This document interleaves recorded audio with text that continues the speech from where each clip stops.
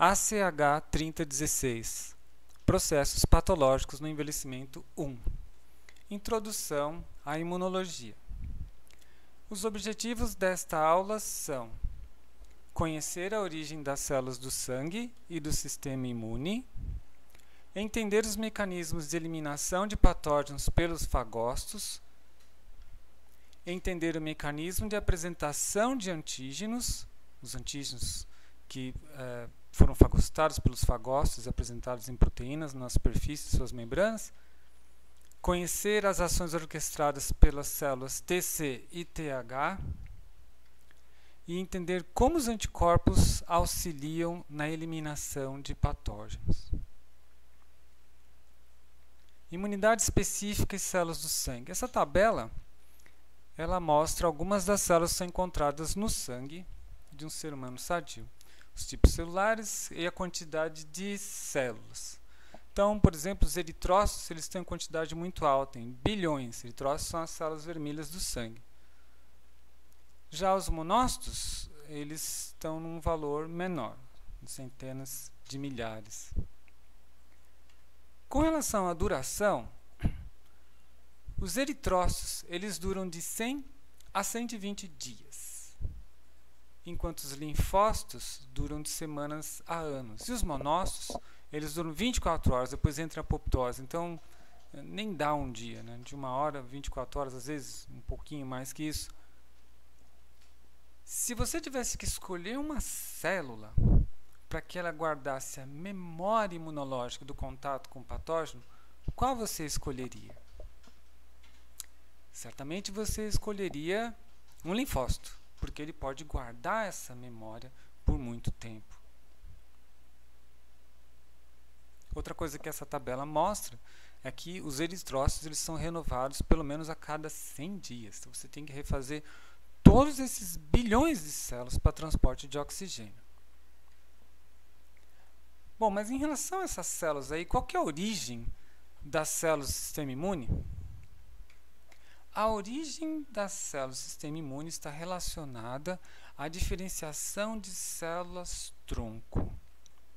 Quando o indivíduo nasce, ele forma, o espermatozoide e o óvulo formam um zigoto, e esse zigoto ele vai passar por uma série de divisões. À medida que a célula se divide, ela se diferencia. O que é isso? Ela se compromete com um destino celular que lhe é próprio. Por isso que essa célula aqui, a célula original, ela mudou de cor em relação à segunda célula. E o terceiro tipo de célula, ele mudou de cor em relação ao primeiro e ao segundo, e assim sucessivamente. O que acontece é que, ao longo dessa especialização, você vai obter aqui, ao final, todas as células que o indivíduo precisa. As células do sangue, e ele vai ter também células que são, por exemplo, células envolvidas na formação de hepatócito, miócito para o músculo. Mas uma coisa interessante que isso mostra aqui é que, a partir da célula tronco embrionária, eu formo células especializadas que constituem o corpo, mas o corpo ele tem um grupo de células tronco particular que é guardado em alguns nichos. Em particular, o nicho onde estão essas células aí, que originam o sistema imune, é a medula óssea. O nome dessas células tronco é células tronco adultas.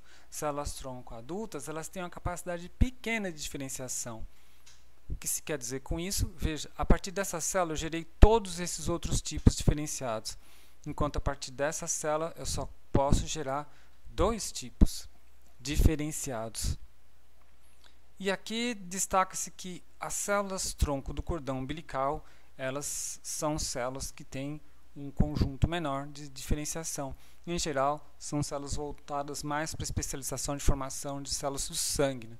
Por isso que é bom guardar as células tronco do cordão umbilical, que eles fazem hoje em dia, cobram, para que, se houver algum problema no futuro, essas células podem ser utilizadas em reparo da medula óssea.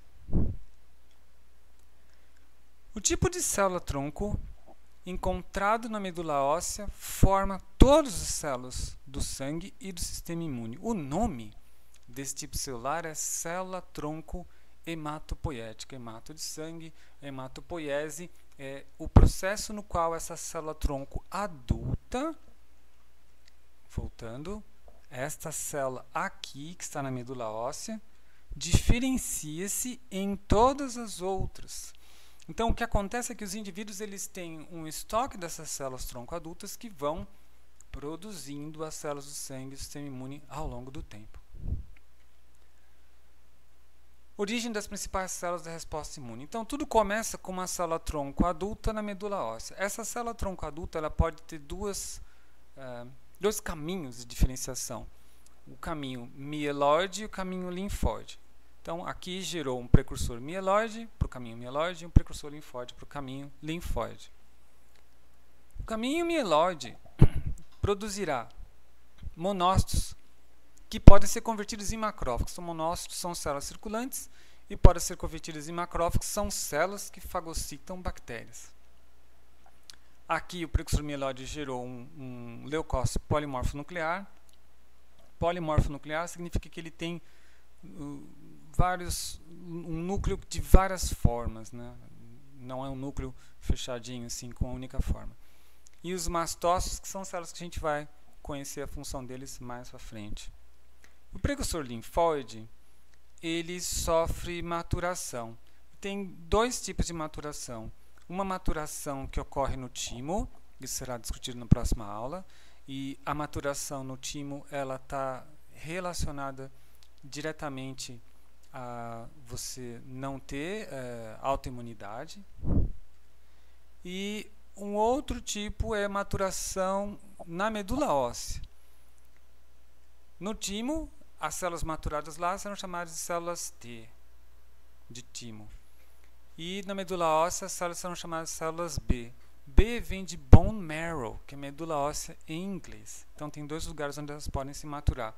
Diretamente na medula óssea, e então irem para a circulação, ou pegar a circulação e ir até o timo e sofrer a sua maturação. Células B, elas podem ser convertidas em células de memória que guardam a memória imunológica. Então, são essas células aí que vão guardar a memória imunológica. Ou elas podem ser convertidas em plasmócitos, que são células que secretam os anticorpos. Então, essa é a origem das principais células da resposta imune. Uma imagem histoquímica vai mostrar um pouco a abundância dessas células para você. Então, quando você vê essas duas imagens aqui, destaque-se dela, eritrócitos. São todas essas células arredondadas, que tem como se fosse um buraco no meio. Não é um buraco no meio, mas é que a membrana ela é bem fininha, por isso que você consegue ver atravessado. E a quantidade de eritrócitos é incrível, nós vimos, era 10 elevado a 9, né? Bilhões no sangue. No mesmo sangue, então, eu tenho aqui, em termos de abundância, uma célula polimorfonuclear, um neutrófilo. E um monócito, que é o precursor circulante do macrófago. Um macrófago por esse campo visual. E aqui é o linfócito circulante. O linfócito pode ser, por exemplo, um linfócito T, que foi maturado no timo. Então isso dá uma ideia de abundância. Agora, como atuam as células do sistema imune? Bom, essa ilustração aqui vai mostrar os primeiros eventos, né? Os primeiros eventos ocorrem porque os fagócitos ingerem os patógenos. Essa célula aqui, ela é um macrófago, que é um fagócito. Fagócito é a célula que fagocita alguma coisa. No caso, vai fagocitar essa bactéria aqui, em forma de vírgula aqui, enfim, de bastãozinho.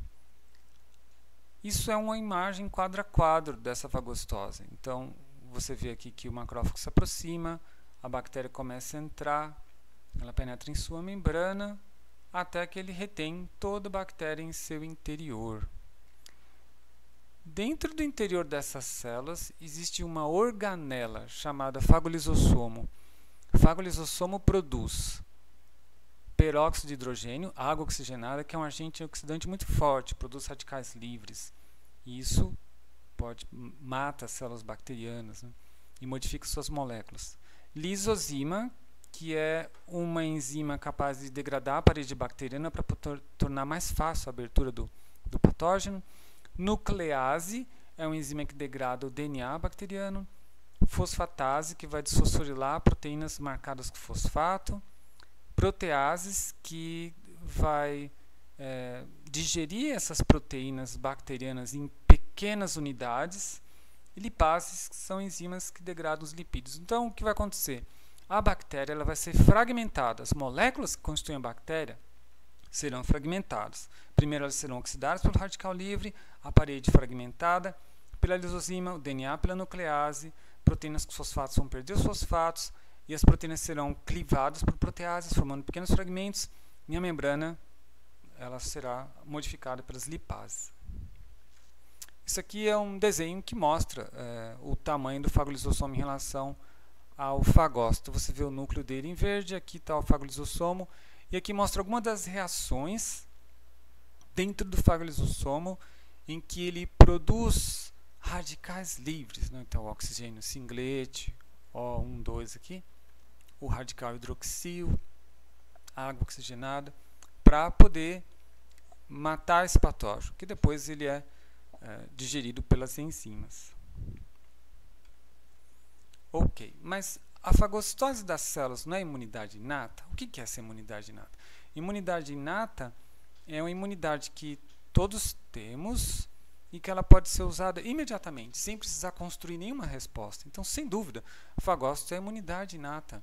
Então, como que a partir daí eu chego até o anticorpo? Na verdade, se a quantidade de bactérias que infectou o hospedeiro for muito pequena, esses fagócitos eles vão resolver o problema. Mas se não, então é necessário tomar outras providências. Então, como é que isso se relaciona com a imunidade específica, a imunidade que produz anticorpos?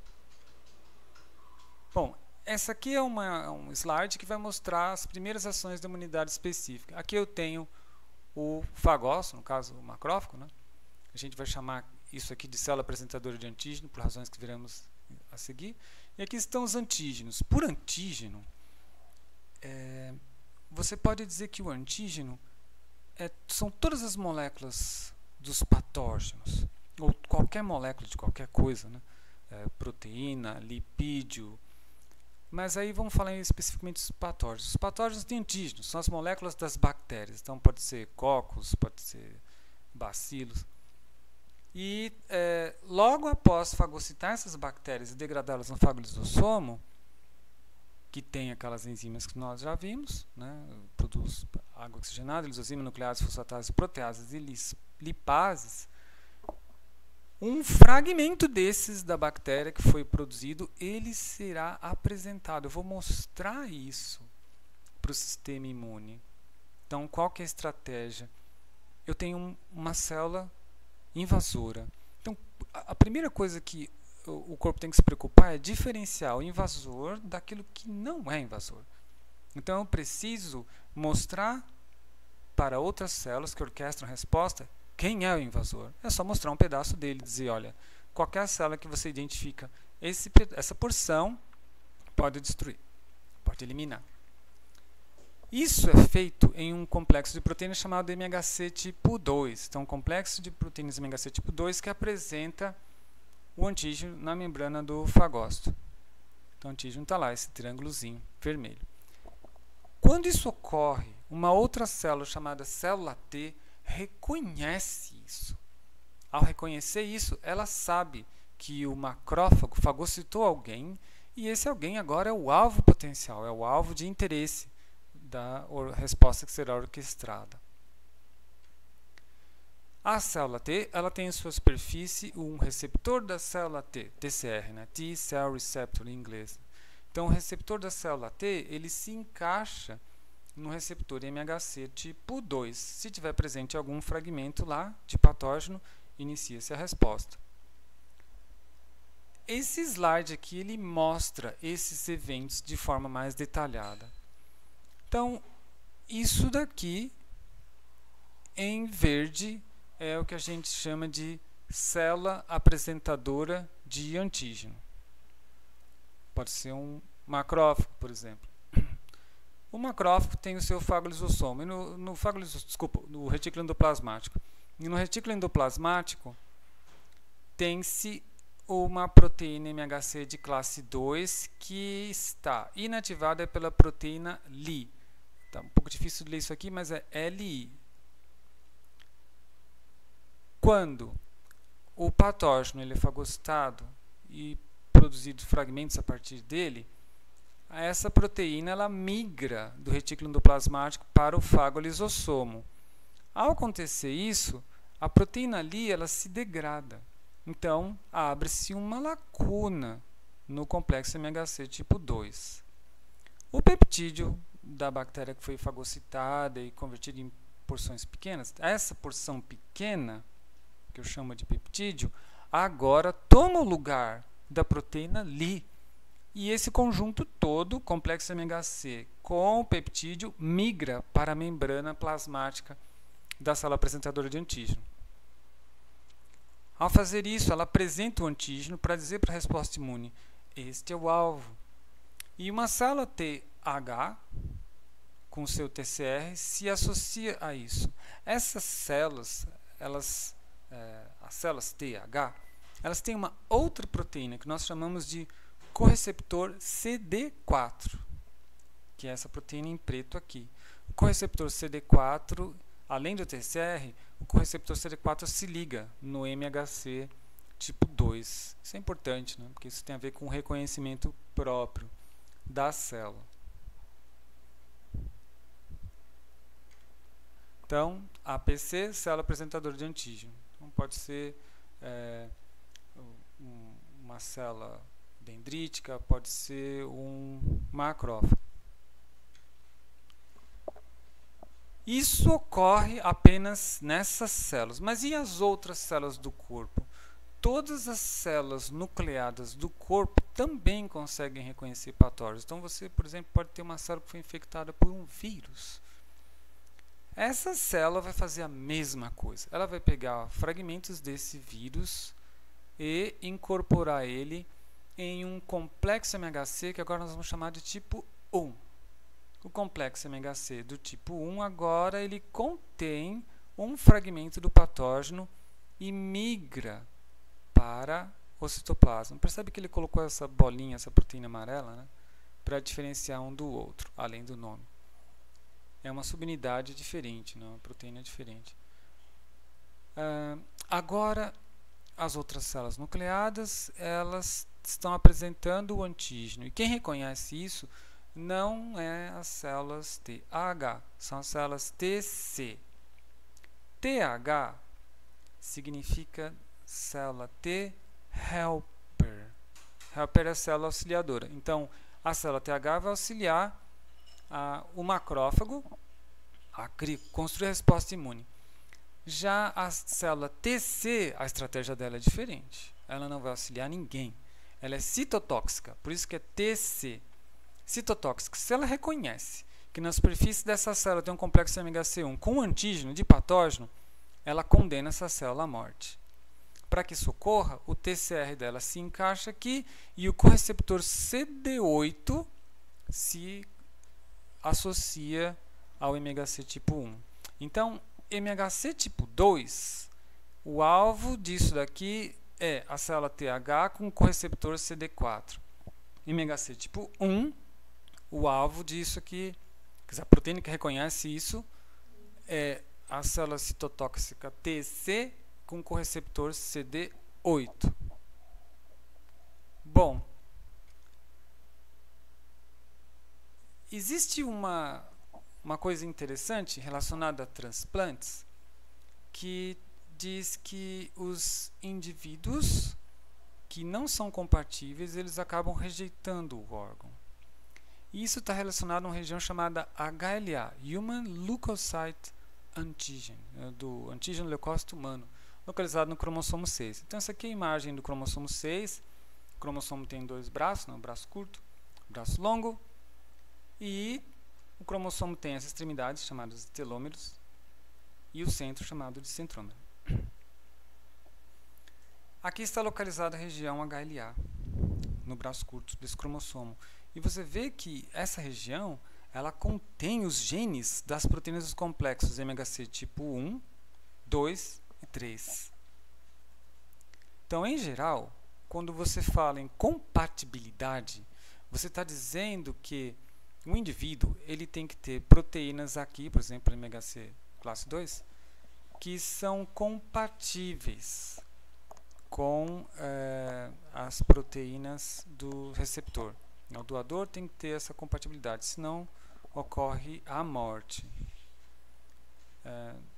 Por que isso? Porque é exatamente o reconhecimento desses correceptores que determina o que ocorre com relação à rejeição. Se não houver o encaixe de correceptor, a célula morre. Ela é condenada à morte. A célula T citotóxica, ela condena e mata. Bom, logo após a apresentação de antígeno, quais são os eventos que ocorrem? Quais são os eventos que acontecem logo após a apresentação do antígeno? Então, vou começar falando primeiro da célula T citotóxica. Célula T citotóxica, então, reconhece que com TCR, complexo MHC tipo 1, que está apresentando o antígeno, e aqui eu tenho o correceptor CD8 encaixado.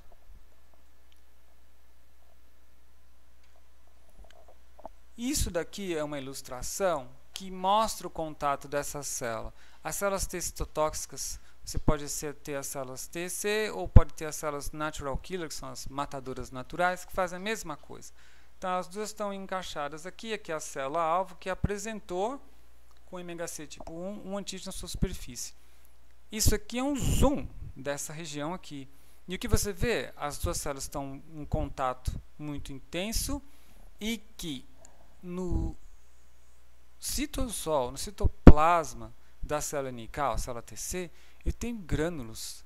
Esses grânulos que estão aqui, eles são ricos em dois tipos de proteína. Uma chamada perforina. A perforina, essas proteínas mais alongadinhas aqui, que na presença de cálcio, ela começa a integrar na membrana até que ela forma um poro. E as granzimas. Granzimas são enzimas que utilizam esse poro para entrar na célula-alvo. Então, como é que a célula TC, célula natural killer, condena a célula que está com um patógeno? Bom, ela cria um poro e envia uma proteína que vai causar a morte desta célula. O nome dessa morte é morte celular programada ou apoptose. Então, esse sistema nós chamamos de sistema efetor das células TC e NK. Isso vai disparar esse mecanismo de apoptose. Aqui eu tenho uma representação de uma célula normal. Então, você vê o núcleo, o retículo endoplasmático, as mitocôndrias em vermelho, a membrana plasmática. Essa é a cara da célula normal. Aqui está indicado o citoplasma. Você vê aqui algumas organelas, em particular o núcleo. Quando a granzima penetra esse citoplasma, ela dispara uma resposta de morte, que como primeiras ações incluem condensação do DNA nuclear, depois fragmentação do núcleo, então você vê aqui que tem um pedaço do núcleo aqui, outro aqui, outro aqui, outro aqui, outro aqui, e formação de vesículas. Eu vou converter essa célula em coisas menores, mais fáceis de trabalhar. Esse é o resultado. Aqui você vê o núcleo condensado e a formação daquelas vesículas. Em seguida, essas vesículas aqui, elas são fagocitadas por fagócitos e eliminadas do fagócito. Então, eu acabo pegando a célula que está infectada e matando ela. Essa é uma imagem que compara uma célula normal e uma célula em apoptose. É uma imagem por microscopia eletrônica. Então, repara que a célula normal é mais arredondada e a célula em apoptose ela forma essas vesículas. Daqui a pouco elas vão começar a destacar daí para que o fagócito fagocite. Bom, uma célula TC ela é responsável pela eliminação de várias células infectadas. Então, vamos imaginar uma situação em que eu tenho células infectadas com vírus. Seriam essas células azuis aqui. Então, a célula T citotóxica, ela reconheceu a célula, reconheceu o antígeno apresentado no complexo MHC do tipo 1. Ao reconhecer, ela entrega dentro dessas células as granzimas. Então ela faz o poro com as perforinas e entrega as granzimas. E as granzimas vão induzir fragmentação do DNA de célula-alvo, iniciar a apoptose. Após feito isso, ela desloca-se para a célula vizinha. A apoptose já iniciou aqui, então essa célula vai morrer. Então migra para a célula vizinha e faz a mesma coisa. Secreta as vesículas com perforina e granzima. A perforina forma o poro, granzima entra na célula. Aí observe, aqui essa célula entrou no programa, aqui, né? Iniciou aqui, está no meio do programa, que ela já morreu, vai formar vesículas. E essa daqui iniciou a apoptose, então ela está se deslocando para a próxima. Qual que é a importância disso? É grande, porque na juventude o nosso sistema imune trabalha muito assim, e ele utiliza essa estratégia para eliminar, por exemplo, células tumorais. Uma célula tumoral é uma célula diferente, e esses antígenos tumorais eles são reconhecidos e apresentados na membrana plasmática nos complexos MHC tipo 1. Desta forma, a célula T citotóxica natural killer acaba sendo muito benéfica na fase jovem. Agora os eventos relacionados às células TH. As células TH reconheceram que o seu TCR complexo MHC tipo 2, que tinha um antígeno da bactéria fagocitada no fagolisosomo lá, degradado, e o correceptor CD4 reconheceu isso daqui. Bom, o que vai acontecer? Duas coisas. Eu vou ativar os macrófagos. De que é isso? Os macrófagos eles têm uma agressividade controlável, então posso tornar eles muito mais agressivos para trabalhar. E 2, ela pode ativar as células B, que são as células produtoras de anticorpos. Então vamos ver o 1. Aqui está a célula T reconhecendo a célula apresentadora, no caso aqui um fagócito, né? Célula apresentadora de antígeno. O antígeno apresentado no complexo MHC tipo 2. Quando acontece isso, essa célula responde produzindo proteínas. São essas proteínas aqui, citocinas. Aqui ele mostra 3 citocinas. Ele produz TNF-alfa, ele produz interferon gama e GM-CSF, que é um fator estimulador de colônia. O que elas fazem?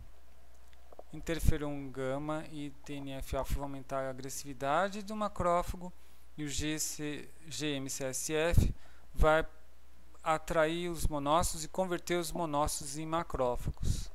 Então, vou ter células mais agressivas, significa que elas vão fagocitar melhor os patógenos, vão aumentar a quantidade de moléculas MHC tipo 2 na superfície para se tornar mais fácil para as células T reconhecerem isso e secretar mais citocinas. Então, é isso que é um ciclo que é retroalimentado. Agora, ativação nas células B. Uma célula B, ela também pode ter fagocitado uma célula, uma bactéria e apresentar o seu antígeno na membrana plasmática. A célula TH, ela vai alterar isso daqui. Como? Ela vai liberar as citocinas IL4 e L5, e L4 e L5 vai causar diferenciação dessas células. Agora, elas serão capazes de produzir anticorpos. Então, ela processou o antígeno, apresentou na superfície e a citocina da TH, L4 e L5, fez com que ela diferenciasse. Agora, ela produz na sua membrana e ela é capaz de secretar esses anticorpos, que reconhecem especificamente o antígeno. E ela pode escolher 2 caminhos. Converter-se em plasmócito, que são as células capazes de secretar anticorpos, ou converter-se em célula de memória, que é uma célula que tem um tempo de vida muito longo, pode durar aí 10 anos, mas toda vez que você for infectado ou infectada com o antígeno, essas células se convertem, uma parte da população delas, né, se converte em plasmócito e produz o anticorpo, e você tem uma resposta muito mais rápida. A resposta de todo o caminho, né, desde a fagocitose lá, pelo macrófago, até chegar aqui, é uma coisa de 7, enfim, às vezes 14 dias, demora. É demorado. Né? Então, entre entre 7 e 14 dias aí, você tem o pico desses anticorpos. Mas quando você tem isso, a célula de memória, é muito rápido. No momento que isso daqui entra em contato com o antígeno, ela já se converte em plasmócito. Então, todo esse preparo, essa ativação, ela não é mais necessária. E o que são anticorpos? Anticorpos são proteínas. Anticorpos são imunoglobulinas. Então, imunoglobulina é o nome dado à proteína que é o anticorpo. Tem vários tipos. Tem IgG, IgD, IgE, IgA, IgM. Em geral, o IgM é o anticorpo que é um anticorpo inespecífico, que é secretado logo no começo da resposta imunológica. E o que o corpo quer é que depois de usar isso daqui como um coringa por um tempo, eu ganho a oportunidade do sistema construir a resposta com isso aqui, o IgG, que é o anticorpo mais específico. Os anticorpos, eles são divididos em domínios, então tenho domínios da cadeia pesada, que estão indicados em azul. Esses domínios são proteínas. E domínios da cadeia leve, que estão indicados em vermelho. Em geral, essa cadeia pesada é uma parte mais constante, né? Tende a ter aqui, né, nessa parte aqui do tronco do anticorpo, ela é mais constante, enquanto que aqui nas extremidades eu tenho a porção variável, que reconhece antígenos diferentes. E aqui essas pontezinhas em amarelo são chamadas pontes de sulfeto, que é a ligação entre duas cisteínas, né, um aminoácido e proteína, que permite que essas proteínas estejam associadas fortemente e formem essa estrutura em Y. Agora, em particular, IgA é um anticorpo que pode se dimerizar, então aqui eu tenho 2 IgAs, e ele é secretado na saliva, lágrima, leite materno, colostro, secreção do trato gastrointestinal, mucosas do trato respiratório e geniturinário. Então você vê que IgA ele é uma defesa das barreiras externas dos indivíduos. É um anticorpo importante, porque ele vai combater essas bactérias, esses patógenos que estão nas mucosas aí, com primeira linha de defesa. IgD tem uma função desconhecida e o IgG é a principal imunoglobulina circulante no sangue. E ela consegue atravessar a placenta, então protege o feto. O importante dessa imunoglobulina é que é ela quem vai, de fato, efetuar a resposta. Então, toda resposta imune ela é construída para que IgG seja produzido em quantidade. E aí acontece o último evento, que eu vou explicar em breve. IgM, então, é o primeiro anticorpo que ele é produzido após surgir a imunização, mas ele é um anticorpo de baixíssima afinidade. Então ele não é muito específico, você produz ele em poucas quantidades. IgG a quantidade é muito alta. Então ele também está presente no sangue e na linfa. E ele tem uma estrutura, você vê, por ser de baixa afinidade, você vê que ele se une para formar uma estrutura multimérica, né? Pentamérica no caso. E isso daí é para aumentar um pouco a força dele, porque em geral a força do monômero é menor.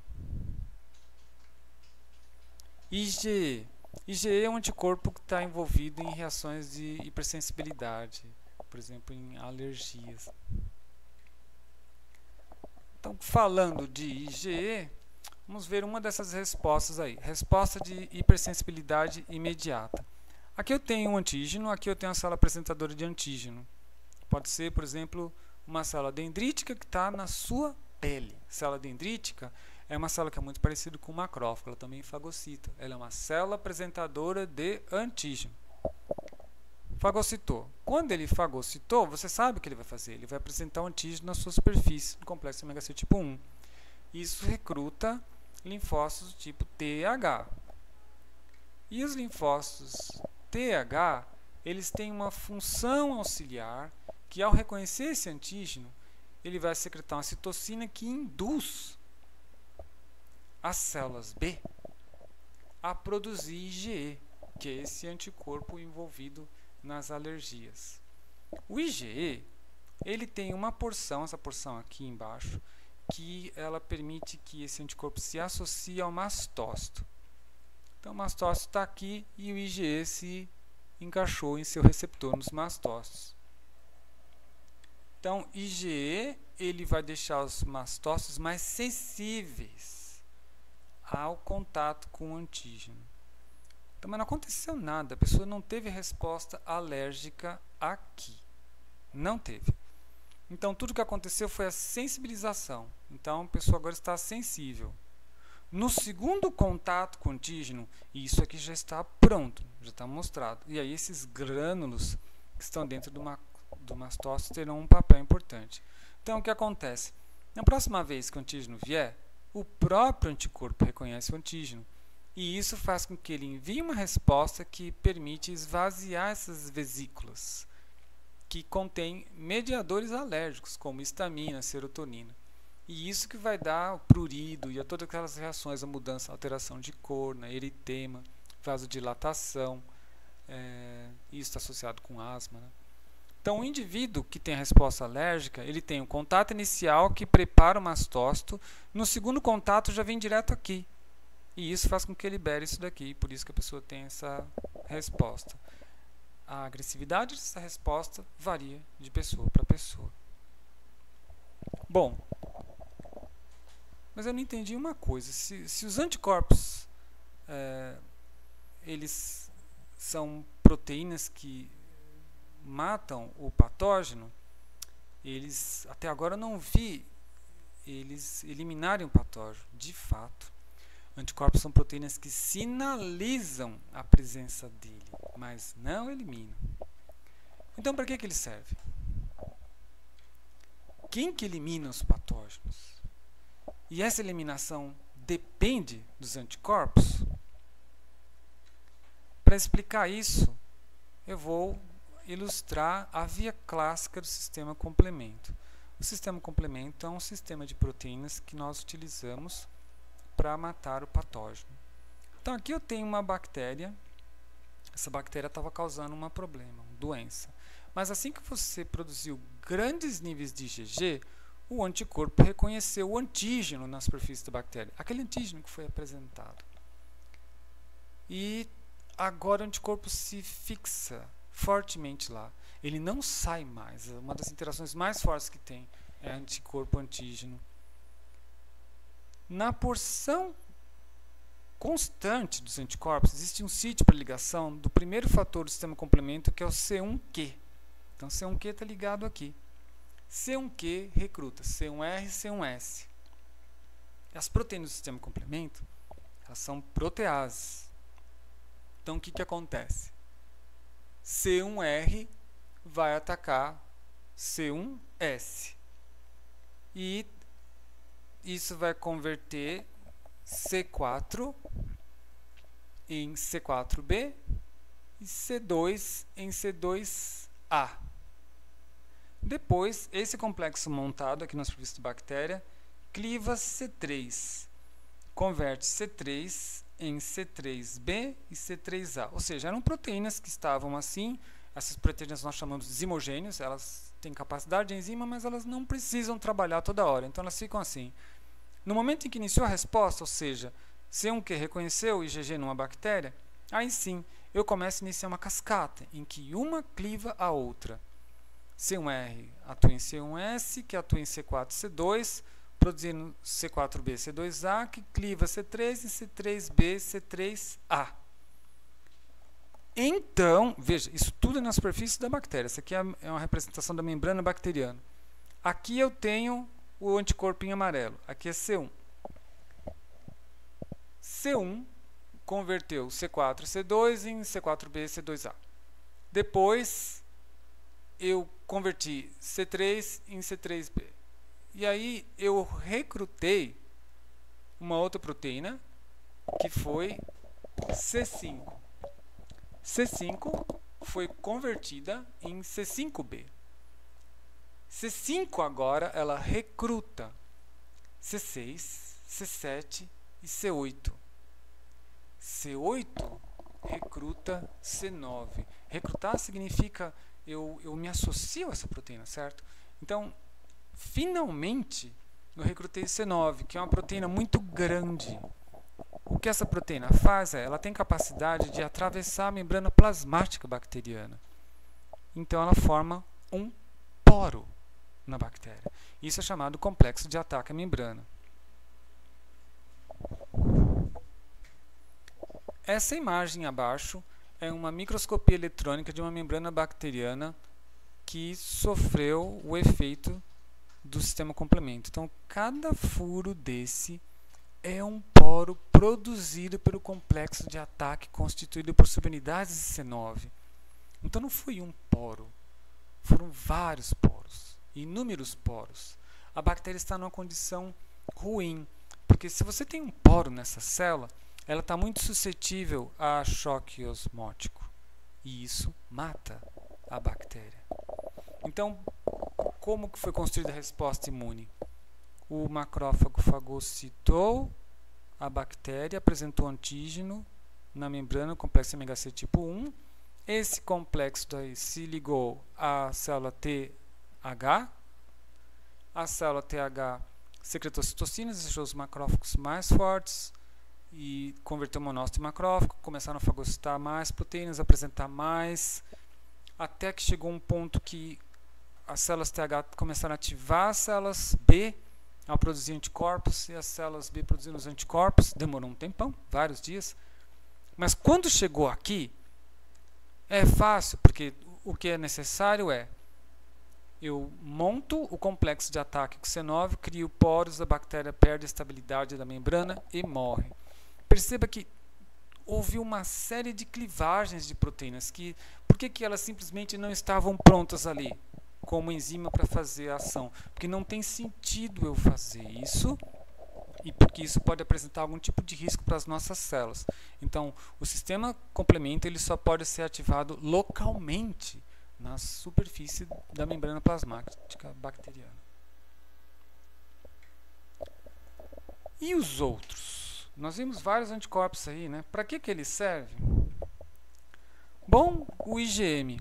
O IgM, ele pode, como ele é inespecífico, ele pode reconhecer alguns antígenos bacterianos, certo? Então ele está aqui, as bactérias, aqui seria um vaso, né?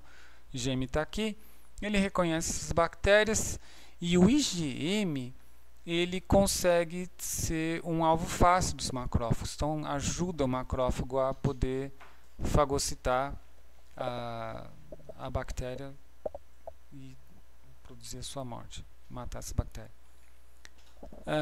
IgG, além de ter aquela capacidade que nós vimos, que é recrutar o sistema complemento, ele tem uma outra coisa chamada opsonização. O que é isso? Aqui está o macrófago e a bactéria. O macrófago ele não tem nenhuma preferência pela bactéria, nenhuma. Mas quando você adiciona o IgG na superfície dele, muda, porque na superfície do macrófago, que é esse risquinho aqui, há uma proteína que se associa ao IgG. Aí mudou, porque agora o macrófago vai fagocitar com mais eficácia. Isso é chamado de opsonização. Aí ocorre a ingestão da bactéria, ela é eliminada no fagolizossomo. IgA. O IgA é é um anticorpo que ele é utilizado também para eliminar, por exemplo, toxinas. Então, se tem lá toxina da cólera ou de outra bactéria, que pode se ligar aos nossos receptores e produzir uma resposta indesejável. O IgA, produzido em quantidades satisfatórias, se liga a isso e impede isso daqui. IgA é reconhecido pelos receptores macrófagos e isso é retirado da nossa circulação. Então, o IgA acaba protegendo contra toxinas bacterianas, porque neutraliza essas toxinas e leva elas para dentro do macrófago.